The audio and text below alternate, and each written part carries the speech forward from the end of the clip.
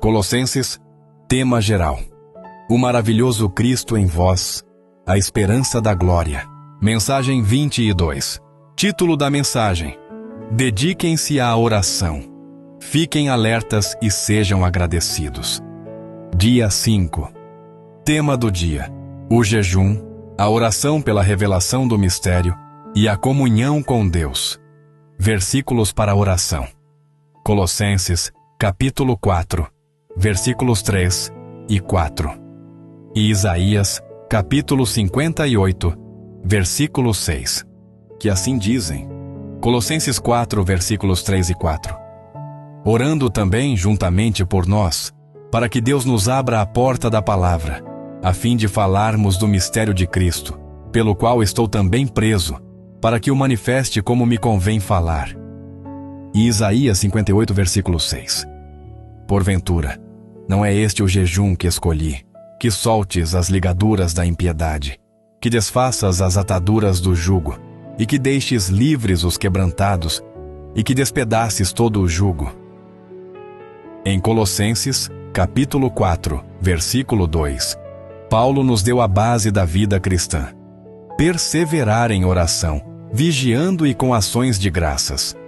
No versículo 3, ele expande esse mandamento para a esfera da intercessão, pedindo: orando também juntamente por nós. Isso nos ensina que o propósito da nossa oração não pode ser apenas o nosso benefício. A vida do novo homem deve ser marcada pelo esforço em favor dos outros.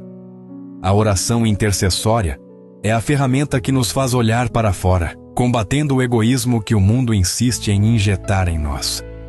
Neste contexto de intensificar a perseverança, é oportuno meditar sobre a prática do jejum. O jejum é um ato poderoso, mas sua natureza é frequentemente mal interpretada. Ele não é um preço a pagar para que Deus nos atenda, nem um efeito físico que altera a vontade divina. Deus responde à oração por causa da mediação de Cristo, a substância. Colossenses, capítulo 2, versículo 17. E não por causa da nossa abstinência alimentar. O verdadeiro jejum é uma disciplina da alma que nos ajuda a aprofundar a perseverança. Ele é uma renúncia do sustento físico, o pão, que é sombra, para focarmos inteiramente em Cristo. O pão da vida, que é a substância. Contudo, o jejum vai além da mera alimentação. No sentido mais amplo de negar o eu e o sistema mundano, ele pode ser a abstenção de lazer excessivo, de mídia, de entretenimento ou de outras distrações que capturam nossa atenção. Ao cortarmos estas fontes de gratificação e estímulo constante, criamos um vácuo em nossa alma, que só pode ser preenchido pela presença de Deus. Este ato de renúncia é uma forma de dizer a Deus: essa causa é mais importante do que qualquer conforto ou satisfação passageira. A abstinência de lazer mundano é uma ferramenta poderosa que apoia a ideia de que o jejum é primariamente uma disciplina para a alma, aumentando nossa disponibilidade para a oração e para a palavra. O profeta Isaías nos ensina que o jejum que Deus escolhe não é apenas o ritual da boca fechada, mas o jejum de ação e de justiça, onde a abstinência material se traduz em atos de libertação e humildade. O jejum que agrada a Deus é aquele que manifesta a nossa total dependência dele e intensifica a nossa vigilância espiritual, tornando-nos mais sensíveis à sua voz. Voltando à intercessão, Paulo não pede oração por conforto ou libertação de sua prisão, mas pela expansão da palavra. Colossenses, capítulo 4, versículo 3. Ele pede para que Deus nos abra a porta da palavra, a fim de falarmos do mistério de Cristo, pelo qual estou também preso. O mistério que ele desejava manifestar não era um segredo, mas a realidade da nossa redenção. Cristo em vós, a esperança da glória. A oração do crente, portanto, deve focar na revelação desta glória, no desvendamento de quem é Jesus e de que o sentido de tudo está nele. O alvo de Paulo, registrado no versículo 4, para que o manifeste como me convém falar, mostra a responsabilidade do intercessor e do pregador.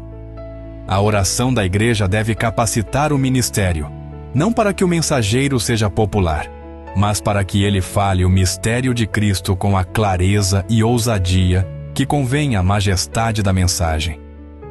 Isso encerra a exortação de Paulo aos Colossenses. A perseverança, a vigilância e a gratidão devem convergir para um objetivo maior: a revelação da realidade de Cristo ao mundo, que ainda vive nas sombras. Em suma, o jejum é a disciplina que intensifica a perseverança na oração, e a oração intercessória é o ato que garante que o foco dessa perseverança seja a manifestação do mistério de Cristo ao mundo. Reflitamos juntos. Você tem praticado o jejum apenas como uma barganha com Deus, ou como uma disciplina que humilha sua alma e aumenta sua sensibilidade ao Espírito? Qual é o mistério de Cristo, que você, como parte do corpo, precisa de ousadia para manifestar onde você vive? Como sua vida de oração intercessória tem contribuído para que a porta da palavra seja aberta para outras pessoas? Eis o seu desafio do dia. O desafio deste dia é a intercessão focada. Separe 10 minutos para orar intencionalmente por um ministro, pastor ou missionário, ou por você mesmo se for o caso, pedindo especificamente o que Paulo pediu: que Deus abra a porta para que eles falem o mistério de Cristo com clareza e que a mensagem se manifeste poderosamente como convém. Nossa sugestão de oração no dia de hoje para você: Pai bendito, eu decido hoje perseverar em oração, reconhecendo que Tu és a realidade de todas as coisas. Que o meu jejum e a minha vida de renúncia não sejam rituais vazios, mas disciplinas que me aproximam do Teu coração e aumentam a minha vigilância. Eu intercedo por todos aqueles que levam a Tua palavra. Que o Senhor lhes abra a porta da palavra e que a boca deles seja destemida para falar do mistério de Cristo, a esperança da glória. Capacita-os a manifestarem a verdade com a clareza e a ousadia que convém à Tua pessoa. Que a minha vida seja um canal para a expansão do Teu reino. Em nome de Jesus. Amém.